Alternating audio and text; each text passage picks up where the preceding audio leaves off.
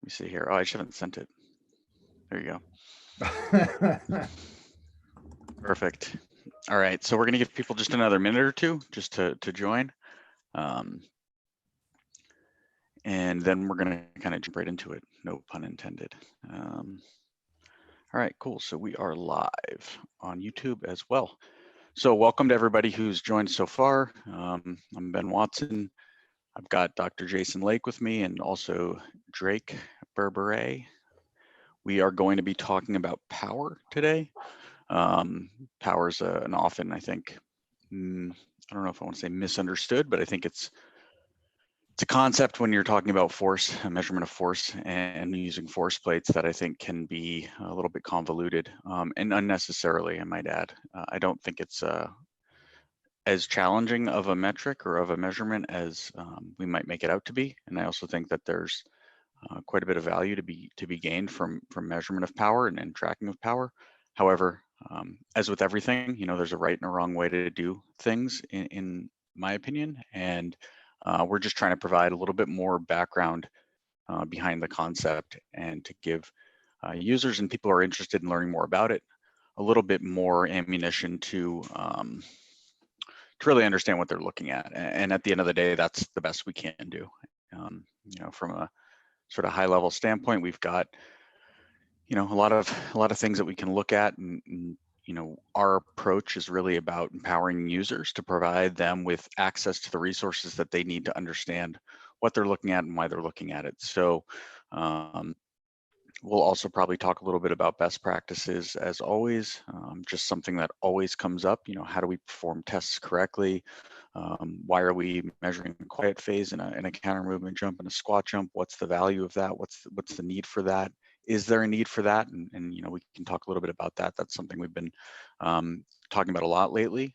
So I'm going to go ahead and introduce Jason Lake, Professor Dr. Jason Lake, the Jason Lake.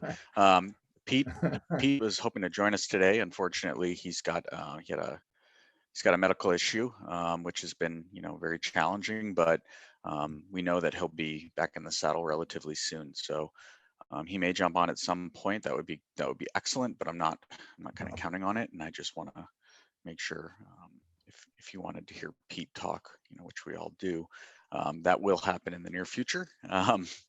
We've talked about that quite a bit, and he's very excited, and he's got a lot to share, and he's been kind of out of commission for the last 6 months or so. So we're just trying to be mindful of that and let everybody know, Pete's still around. Pete's just, incapacitated at the moment and just got a lot on his plate. So yeah, it's unfortunate, of course. You never want to see somebody you care about and somebody that you've spent a lot of time with, in a bad position. But at the same time, his spirits seem to be improving, and I think he's got a good future ahead of him. So, okay, I'm going to hand it off now and stop talking. I'll let Jason talk. Jason's the master after all. And yeah, so Jason, you have the presentation? I do. Let me just pop it up. Perfect. And then let's get going. So now listen, if at any point you think I'm quite excitable, and I do know I have a bit of a tendency to get quite excited about these sorts of things, I've got nothing on Pete.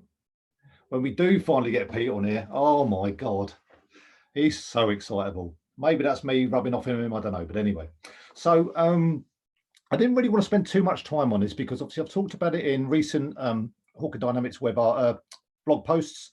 And we've also discussed it in some of our previous webinars as well. So all I wanted to do this afternoon was literally provide a bit of an overview or a reminder, I guess, of what power actually is from a mechanical perspective and how we can apply it to a counter movement jump scenario.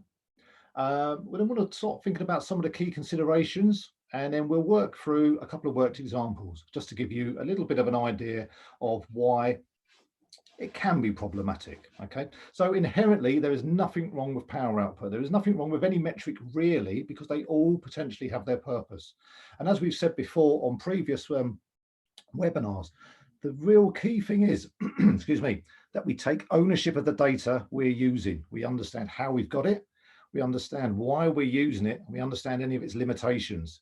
If we do that as practitioners, excuse me, if we do that as practitioners, then the metrics we choose are going to be useful. So always have a rationale for choosing a particular metric or set of metrics and work with them accordingly. So in terms of what we mean by power output, we've got to think about, well, what is power? This is the key thing first. Remember, we're talking about mechanical power output here. So essentially, it describes the rate at which we perform mechanical work. Excuse me. And so when we talk about mechanical work, if we're using a counter movement jump example, we're talking about the product of the force that's applied to the mass of interest, that's the jumper, and the displacement of that mass of interest, so how far they move. So for work to be performed, we have to be actively applying force and we have to be moving.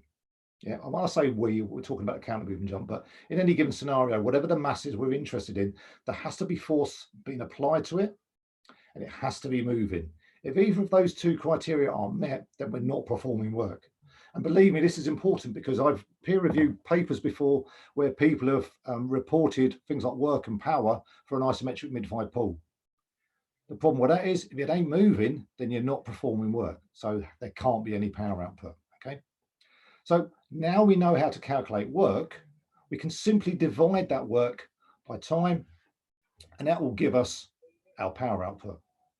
Or because we know that displacement divided by time gives us velocity, we can simply take force data and multiply it by velocity data, okay? This is great because it looks pretty straightforward, and it is, it's really simple. But this is what's probably led to some of the problems we've come across over recent years with the misunderstanding of what this metric actually represents and what its limitations are. And the reason I say this is because from a strength and conditioning perspective or a strength science perspective, the interest in power output has really been born out of our interest in Olympic weightlifting. So we can go back to studies from 1958 by a guy called Fletcher and his group. And they were interested in what humans could, how much power could they physically achieve? How much work could they perform? So they studied the clean exercise. The problem with that is, of course, that the technology they had available to them at the time, back in 1958, was a video camera, or a version of a video camera, I guess we'd call it, that recorded at 12 frames per second. So all they literally did was track the displacement of that mass, calculate the force that would have to be applied to that mass to move it, multiplied those and then divided them by the time. So they could calculate the work and then the power output that was being achieved by moving that barbell mass. That, of course, was then improved upon by many researchers, most notably probably John Garhammer. Now, the reason I bring up this research is because when Garhammer finessed this area, what he did was he used cine film or cine cameras recording at 25 pictures per second. So what he could do was identify key landmarks or key elements of the performance of interest, typically either the snatch or the clean, and normally the second pull phase. So he could identify those, and then he would figure out how much work's been applied to the barbell and how far that barbell mass is moving during the second pull phase. From that, he would then calculate that work element. He could divide it by the duration of that second pull, and he would then get the power output. And at that particular time, there wasn't anything really, well, we just didn't have things like peak and mean power, because power was power, the rate at which work was performed over a given phase of interest, which in Garhammer's case tended to be the second pull. However, because we know that we can take our force data and multiply it by velocity data, and because we have, or because force plate measurement systems are far more accessible these days, it's far easier for us to calculate that. If you're doing this sort of thing manually, you'll have a force column of data in a spreadsheet potentially, a velocity column of data, and you'd simply multiply one by the other. The problem with that is if you're collecting your data at 1,000 hertz, so 1,000 samples per second, which is the default for Hawking dynamics for good reason, then what you're doing is you're calculating the rate at work's being performed on a 1 millisecond by 1 millisecond basis. So that straight away can be quite misleading. Now, that's not to say that peak power can't be useful, because it can be, of course. And there are some really strong relationships out there with various elements of sports performance. But we've got to bear in mind, and we've got to provide a rationale for why we might be interested in the rate of work that's being performed over 1 millisecond. Conceptually, what does that actually represent? And then how, once we're happy with our understanding of that, if we can actually reconcile with it, how can we actually practically use it? Now, for me, these are the key considerations, not just for power, but I think every time you choose a metric for any performance test, you have to satisfy these kinds of criteria. What's the question you're trying to answer? Why is this metric going to help, or how is this metric going to help you answer this question? What could it be affected by? So from a power perspective, key things like the range of motion. Is that going to be consistent? Can you effectively consider that range of motion? Can you control it in any way? Could controlling it, i.e. constraining counter movement depth during a counter movement jump, could that affect performance? If so, what's the other way you could, is there any way you can actually control this or control, keep on top of its consistency? Can you identify the period of interest or the phase of interest of the movement that you're studying robustly? If you can, that's great. If you're not sure how you've done it, for example, you may be inheriting data, or you might be using a system you're not particularly comfortable with for whatever reason, or they may not even provide how the phases are identified, then that could be a problem, because potentially that could have a really big impact on the data you're going to get from it. And then, of course, you've got to provide a rationale for using that particular method. So if you're using a system and you don't understand how it processes your data, then you really need to try and get on top of it. And whoever the company is you bought that system from, and I'd say this to anybody, badger them, really, really push them. They should be telling you what they're doing with your data. If you're paying money to get a cool force plate system or whatever, there might be a push band, it might be whatever other device that you're using, ask them, how are you calculating these data? If they don't tell you, I would recommend that you ditch that product. And of course, I appreciate that's far easier said than done, but it's really, really important because it underpins your understanding of that particular metric and the things that could affect it. And it's important to know these, otherwise it's going to be really difficult to figure out whether things like match performance or fatigue or training interventions are actually having a meaningful effect, excuse me, on a performance metric of interest. So the more you understand, the easier it's going to be for you to make database decisions. I'm just going to climb back off my soapbox now. Bear with me a second, it's quite high up. Okay, so just to wrap some of this stuff up now, let's work with a couple of worked examples from counter movement jump performance. Now, these are the examples I discussed in the recent blog post that I published on the Hawkin Dynamic website. So if you're interested in going into a bit more detail with this, please dig that out and go through the numbers. And if you have any questions off the back of that, please send me an email or hit me up via Twitter or whatever's the easiest way to get in touch with me. But basically, the two scenarios we're going to consider here are two different jumpers. One has a body weight of 926 newtons, the other one 1000 newtons, okay? The lighter athlete has managed to jump 54 centimeters, with the slightly heavier athlete jumping 44 centimeters. So straight away, we can see there's some key differences there. That's great. But what we want to start looking into now is, from a power perspective, what might their power output be in achieving those two jumps? What might affect it? And what about the contributing factors that underpin power output? What about the differences in there? Could that explain or tell us something about the strategy, or whether or not a higher power output is actually going to be meaningful or not? So just as a reminder, from a really simple sort of approach, we can calculate the power output of jumper one by taking their body weight. So remember, that's their standing still force. So that's the force that they're going to actively have to apply to accelerate their mass over the propulsion phase, 926 newtons. And they're applying that over a range of motion of 52 centimeters or 0.52.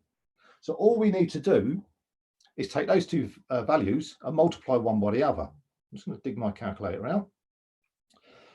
So we take that 926, multiply it by 0.52, and we can see that 481.52 joules of work's been performed. Okay.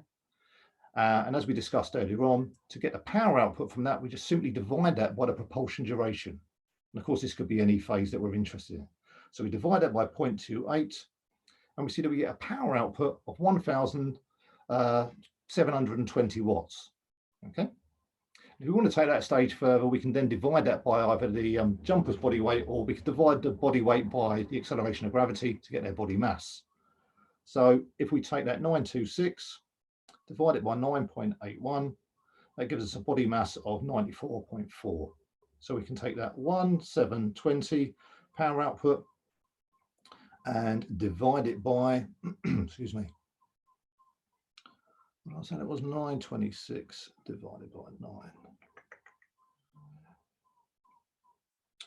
My thumbs are too big for me blooming thingy bob. Bear with me a second. Divided by 9.81.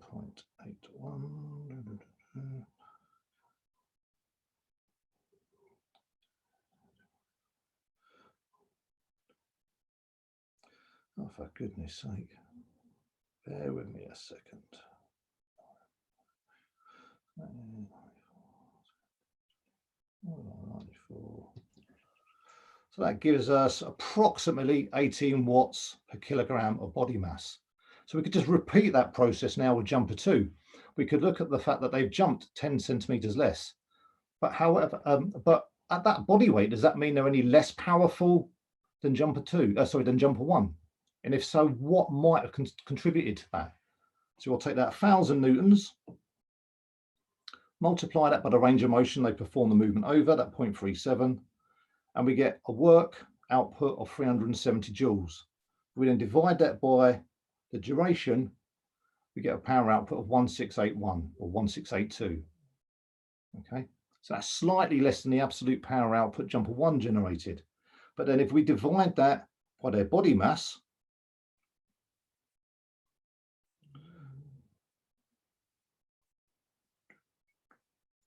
that will give us 16.5 watts per kilogram. Okay, so there isn't a huge difference. So we've got to ask ourselves, okay, what are the differences in power output here actually telling us? And this is absolutely key to any metric that we use, but it's really important for this. So we've got our output metric, the jump height, and there's a 10 centimeter difference. However, there isn't a significant, or what we might argue is a meaningful difference in the power outputs. So in that case, what is power actually telling us?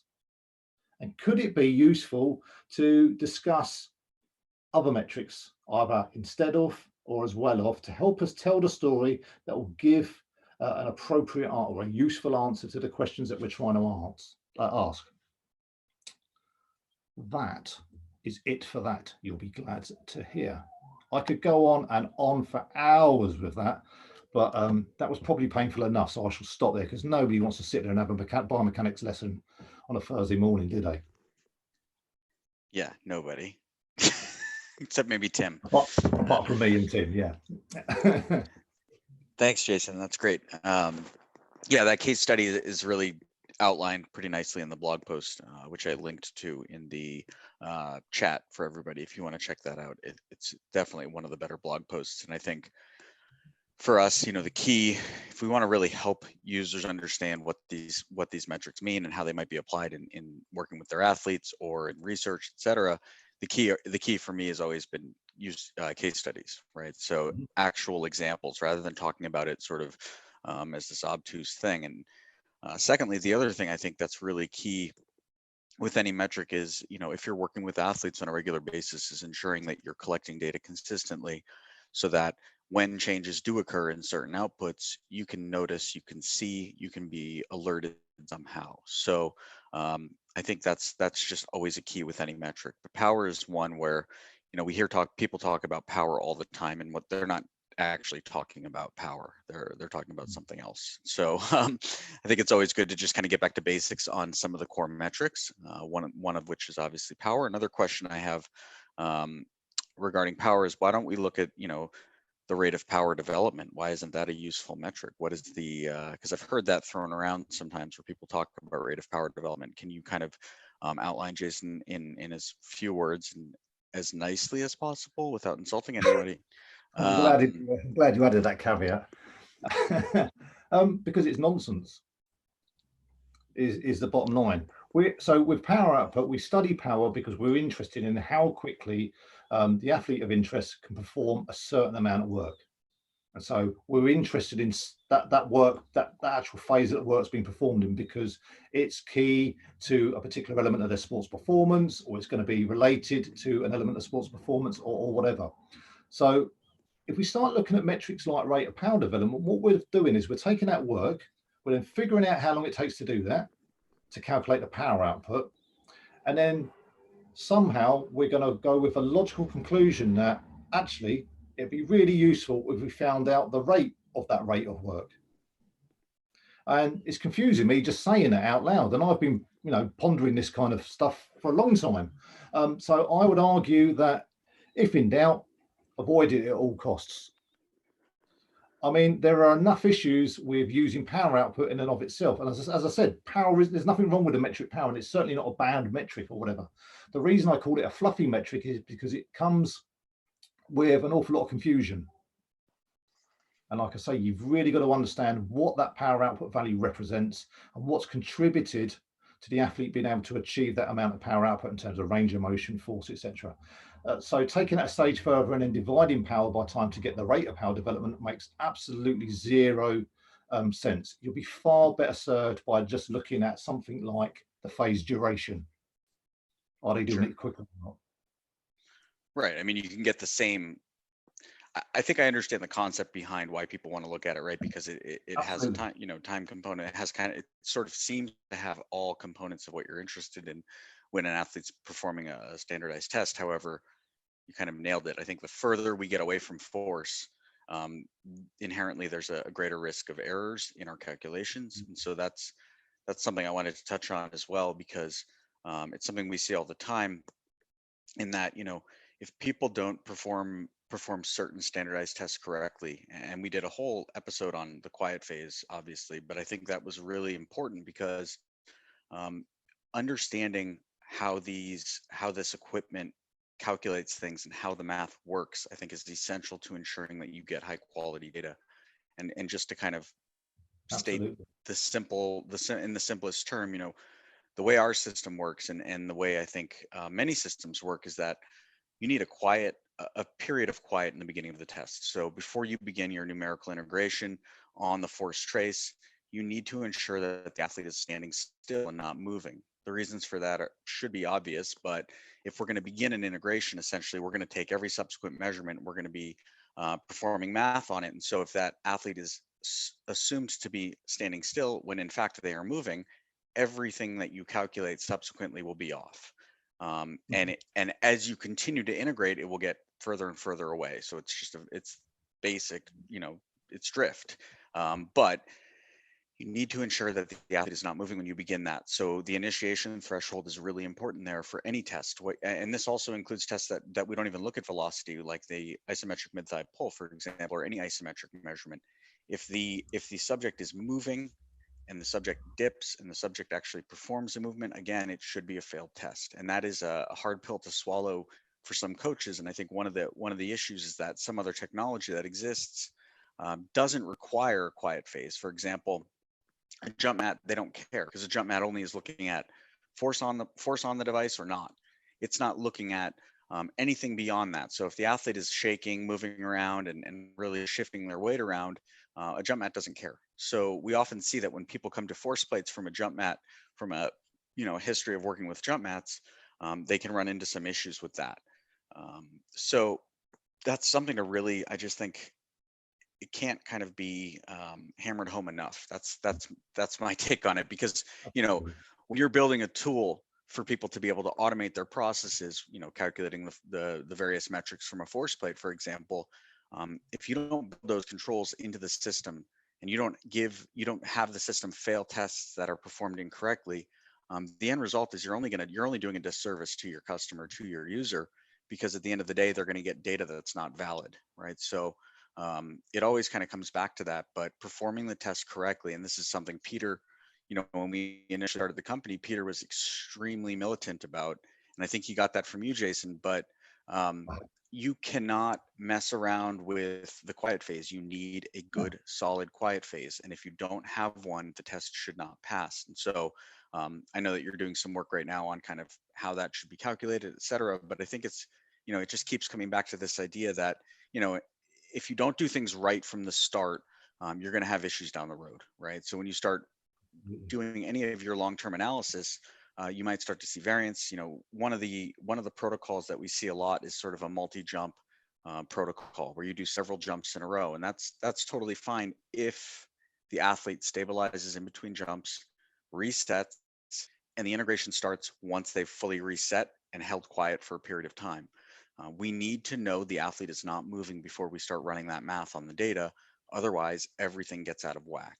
And we've experimented with that, and go ahead. It's exponential as well, isn't it? If that athlete isn't standing still, then not only is the net force you're going to calculate going to be wrong, but that error is then going to be enlarged when you then calculate acceleration, then velocity, then displacement, power output, whatever. So it's going to like Ben said, we can't we can't emphasize this enough. It's fundamental to the quality of your data. The better control you have over this particular part of your testing, the higher quality your data will be. And it's the easier it's going to be made, the easier it's going to be to make good, informed decisions from it. And it's not hard, right? It's not hard to teach an athlete, especially a trained athlete, how to hold steady. Obviously there's anticipation, there's excitement, they're getting ready. Mentally they might think they need to preload in some way. It only takes a few times through to show, hey, this is how it should be performed, and then that's that, and you don't have to deal with it. We teach young athletes how to perform standardized tests all day long, and as long as they're shown how to do it and explain why we're doing it this way, it's never really a big issue. It's just when you start having habits where, hey, we've always done it this particular way, that's when you start to see potential issues. It's hard to break old habits. Definitely. That goes for both athletes, coaches, and for researchers, right, Jason? Oh God, yeah. And the other thing is as well, just because you're instructing somebody to stand still, don't work on the assumption that they're doing what you told them. As you're pressing the collect button, physically watch them, because you can be looking at people and saying, right, stand perfectly still until I say the word go, and they'll say, yeah, no problem, and they'll be stood there scratching their ass, picking their nose, and doing all sorts of things. Drake, you want to add anything to that? Drake's worked extensively with athletes across a whole variety of ages and abilities, so I think he probably has some feedback. Was that a problem when you started working with force plates, getting people to do the test correctly? I want to hit on definitely watching your athletes as they're going through the counter movement jump. Definitely, because you can pick up on their jumping strategy just by watching them. You don't necessarily need to look at the force time curve or any of the metrics. You can see a lot of it in person just with your coach's eye or whatever you want to call it before you actually dive into the data a little deeper. That's a good point, Jason. Obviously. Yeah. Jason, what have you got up on the screen now? So this is just a graphical sort of representation of the sort of problems I was talking about earlier. We've got 3 different jumpers. You've got the force time and the displacement time curves. And you can see that grey period that's highlighted on all 3 of these is the propulsion phase. And you can see that, if I just zoom in a little bit, hopefully you can see it when I zoomed in, all 3 of these jumpers achieve a jump height of 36 centimeters, which granted isn't anything world shattering. But you can see from the shape of their force time curve, by the thickness or the width of the propulsion phase, that they're using completely different strategies to achieve that same jump height. If we then zoom in a little bit further, we can see that jumper A has a mean power output of 24 watts per kilogram to achieve that 36 centimeters.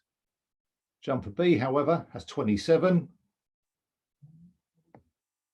and jumper C has 29. So you've got those subtle differences in the power outputs, but they're all achieving the same jump height.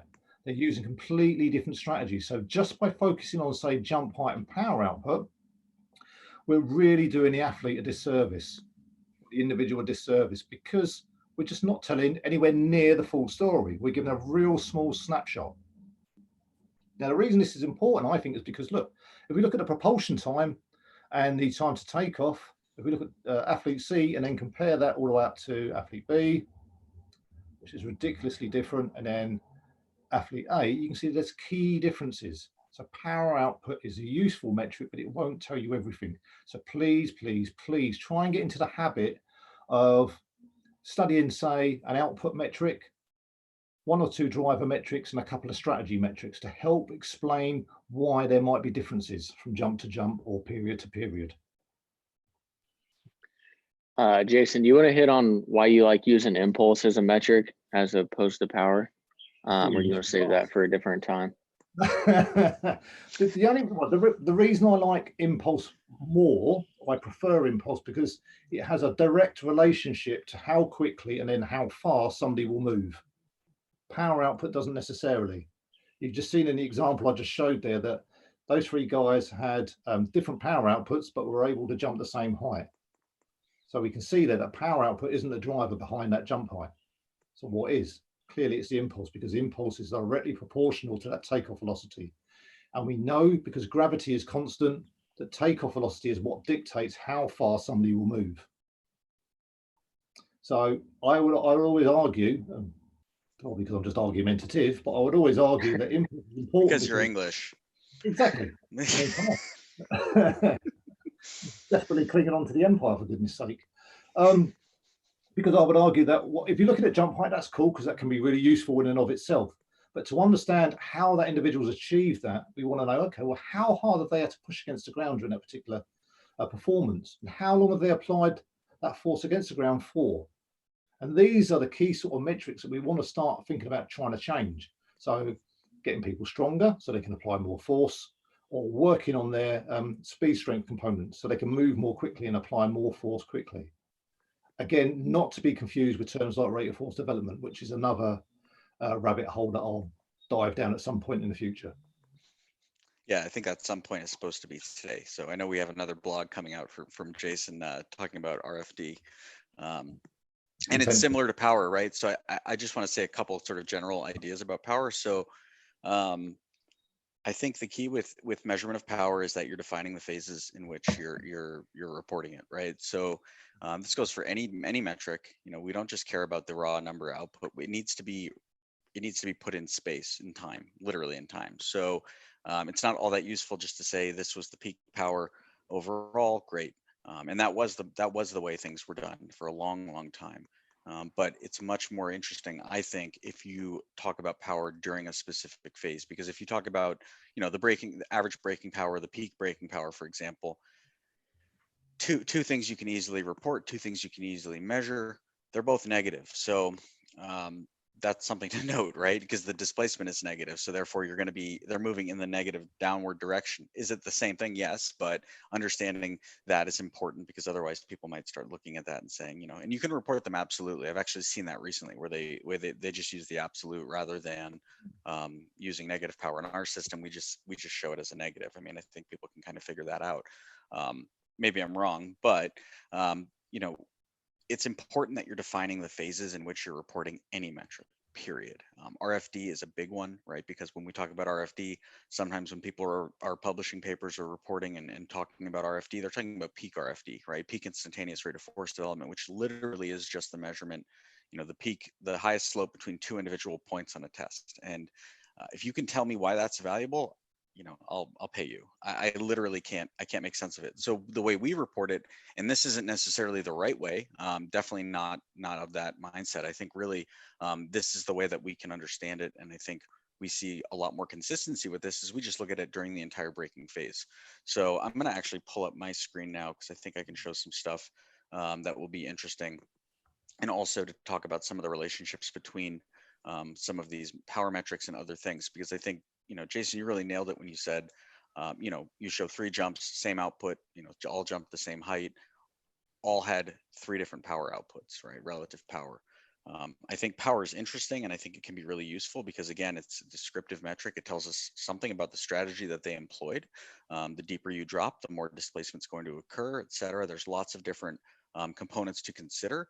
But we can also look at those individual components themselves, right? We could look at counter movement depth. We don't necessarily need to use the second abstraction of that and start looking at power, you know, negative power during braking phase or whatever. I think there's the tendency sometimes in research, and that definitely gets handed off into sports science, is we want to overcomplicate things because there's, you know, if it's this like forbidden knowledge, right? We can then kind of hold the keys to unlock it. But I think at the end of the day, to make force plates accessible and to make this data useful for coaches, for strength coaches, for other colleagues, if you're a sports scientist or if you're a researcher, the value comes in being able to really explain things in a way that people can get their head around. So somebody asked a question on Instagram about, how would you explain power to a somebody learning, the very basics of this, a young student or whatever.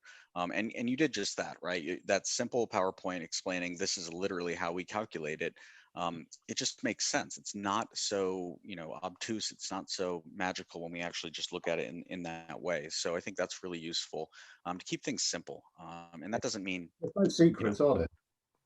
no, there really aren't. I mean, this is math, right? So when we're talking about math and physics, it is what it is. There's laws of physics for a reason. So I'm going to pull up a report here, and I'm using myself, and I'm not using myself to show off, but I'm using myself because I have permission to share my data with anybody. Okay, so I'm going to pull up, this is just our web app. So this is just a simple report that I have on the screen here. It's just looking at a trend, right? So what's useful for me, and I think for a lot of users with this type of report, is that we can start to really see if there is a relationship between any two metrics. And the nice thing with that process is it can allow you to start eliminating things because of redundancy.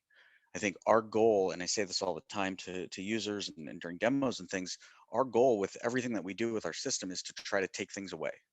We don't want to keep adding just this epic list of metrics. I think we already give people 60 something numbers for just the counter movement jump.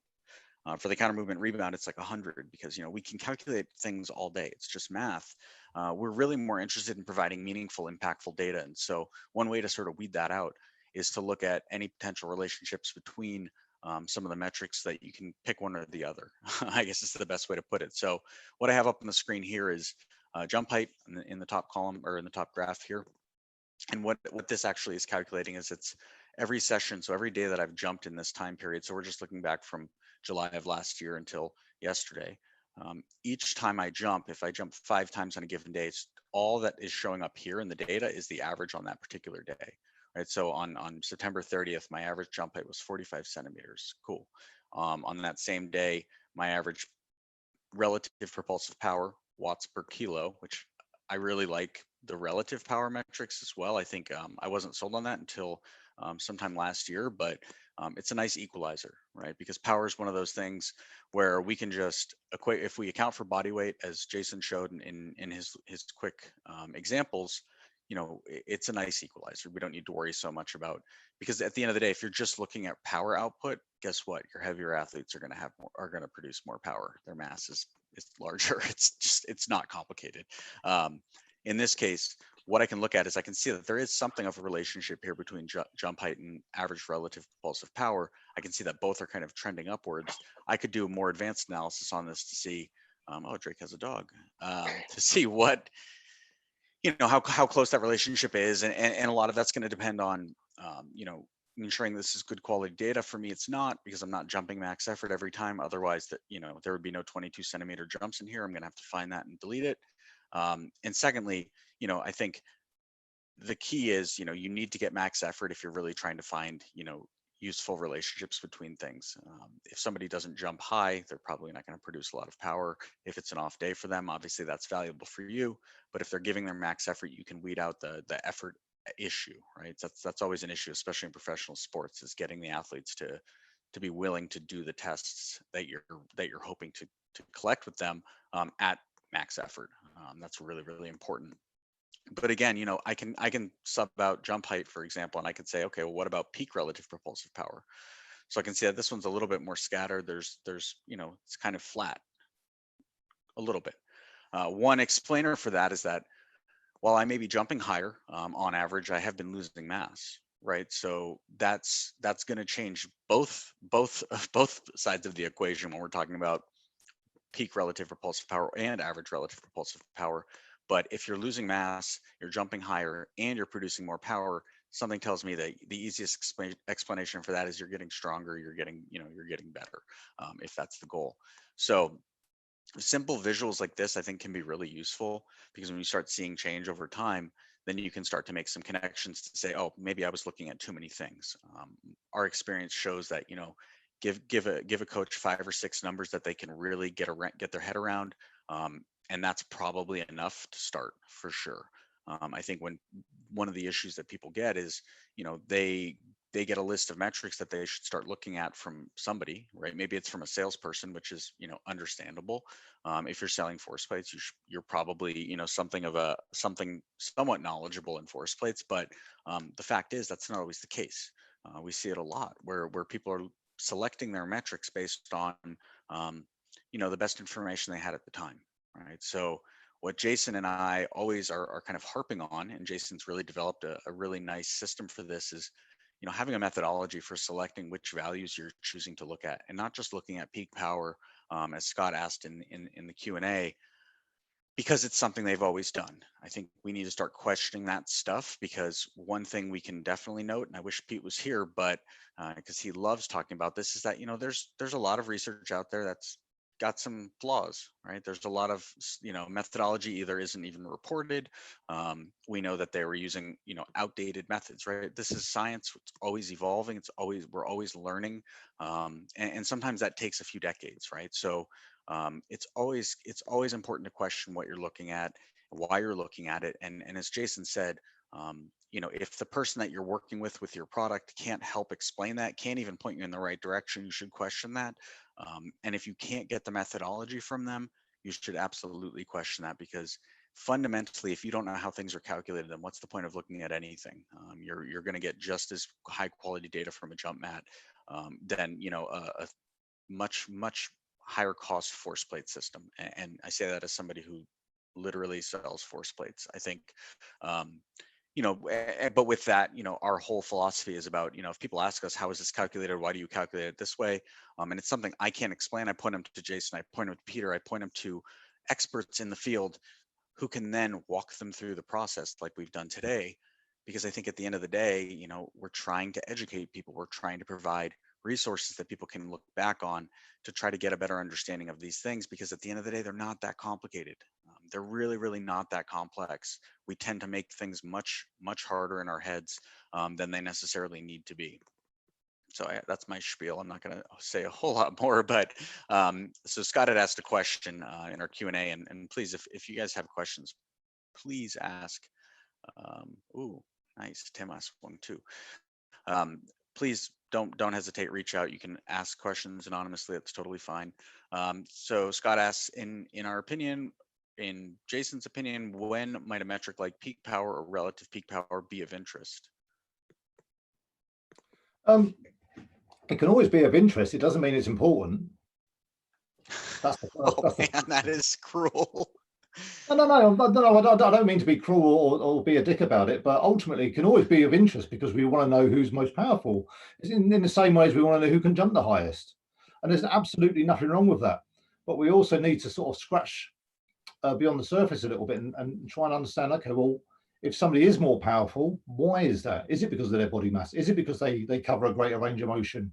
Is it because they perform that quicker? And so I think you can always use power output if you want to, of course, but you need, like, again, I've probably just about the fourth time I've said this now today, but you need to understand how you've achieved that power output. The power output on its own isn't magic. It won't tell us whether it's peak, mean, relative to body mass or body weight. It doesn't really matter. It's not a magic bullet. We have to understand all the other stuff that goes underneath it.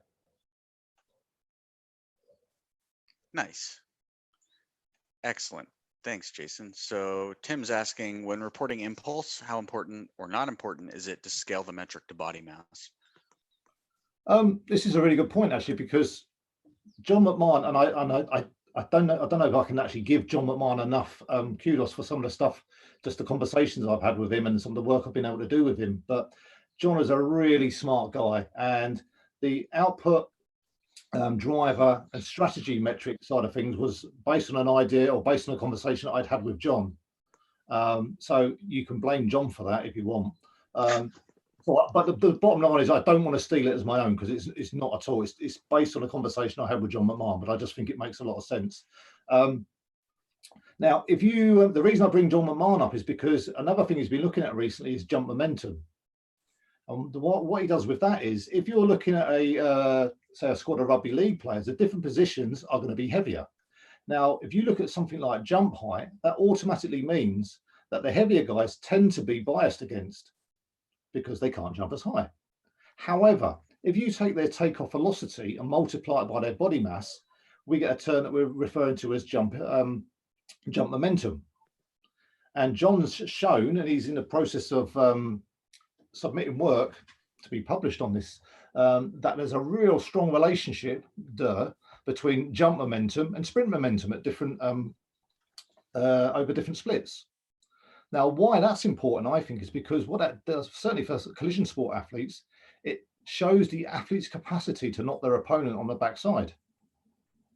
So we're taking two metrics, their body mass and the velocity that they leave the ground at, and we simply multiply them one by the other to get a more applied metric. And I think that can be really, really useful. And the reason I bring that up is because if you divide impulse by body mass, that's where you get takeoff velocity. So it's all related. As Ben was sort of alluding to earlier, there is no magic here. There's no secrets. Everything's related.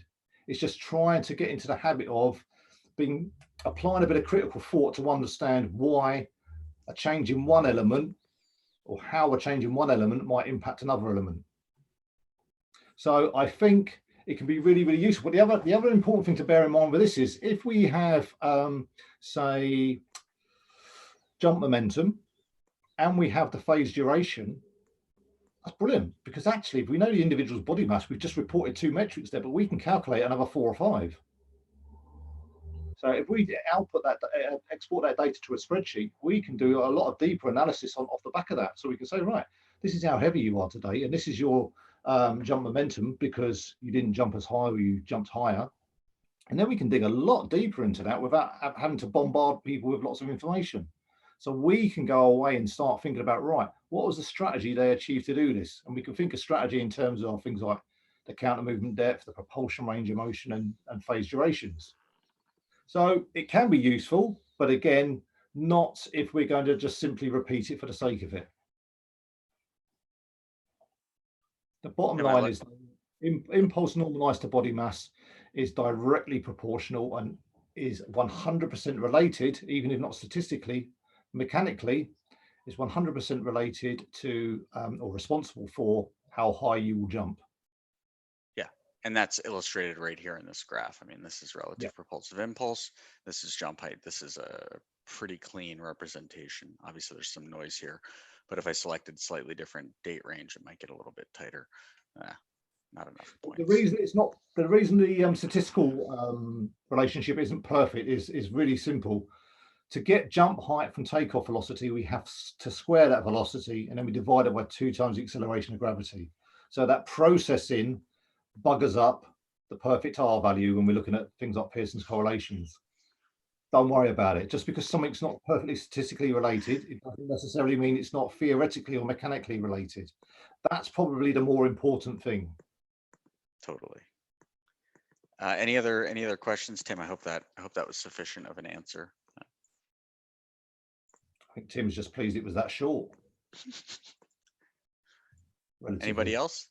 I think this has been good, really, really quick. We want to kind of keep things short and sweet. I think it's hard when we start getting into 2 hours. Our first couple of conversations were like an hour and a half plus, and it was a lot to take in.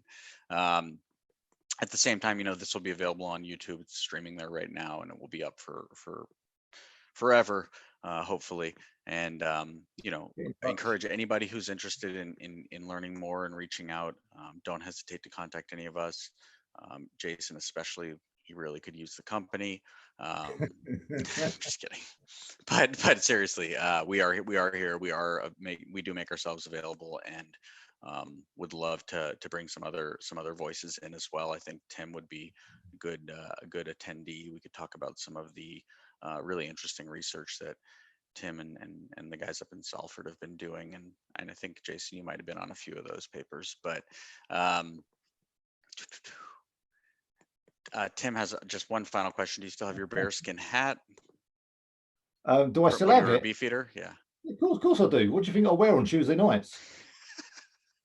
I think for the next call, we're gonna have to have Jason in his full outfit. I hope it still fits. Something Yeah, tells me no, it doesn't. I don't have one because they're really, really expensive. You sold it ages ago. Exactly. That was on eBay as soon as I left the army. Thanks to everybody for joining us today. And again, just want to reiterate, don't hesitate to reach out. We try to make ourselves as available as possible, and always like talking about this stuff. And if you have things that we didn't cover that you'd really like to hear about, or you'd like to get some opinions on, please let us know. We're more than happy to do it. Once again, education is the key, and I think if you give people the tools to understand what they're doing, you're only going to benefit yourself and them in the long run. So thanks to everybody. Hope this has been relatively informative, and look forward to next week. I think we have another conversation. We're going to be talking with Drake. You can correct me if I'm wrong. Is that definitely happening? Yeah, should be. Yes.